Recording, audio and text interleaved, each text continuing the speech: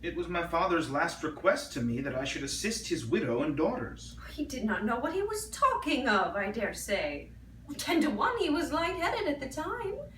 Had he been in his right senses, he could not have thought of such a thing as begging you to give away half your fortune to your half-sisters. He did not stipulate for any particular sum, my dear Fanny. He only requested me to assist them and make their situation more comfortable than it was in his power to do. Well, then let something be done for them. But that something need not be £2,000.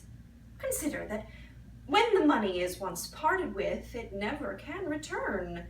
Your sisters will marry and they will be gone forever. Perhaps then it would be better for all parties if the sum were diminished one half. £500 each would be a prodigious increase to their fortunes. Remember, they will have money on their mother's death. Quite a comfortable amount. That is very true.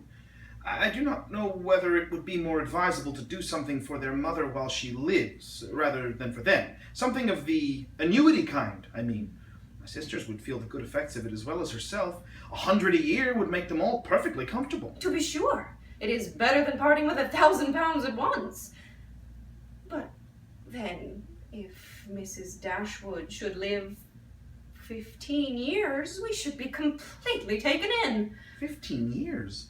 My dear Fanny, her life cannot be worth half that purchase. Certainly not. But if you observe, people always live forever when there is an annuity to be paid them.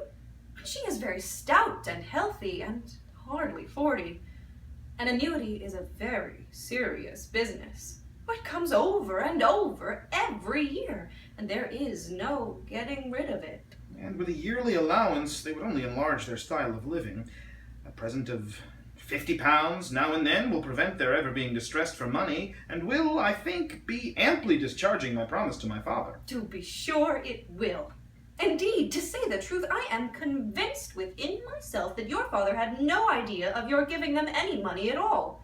I'll lay my life that he meant nothing more than sending them presents of fish and game and so forth whenever they are in season.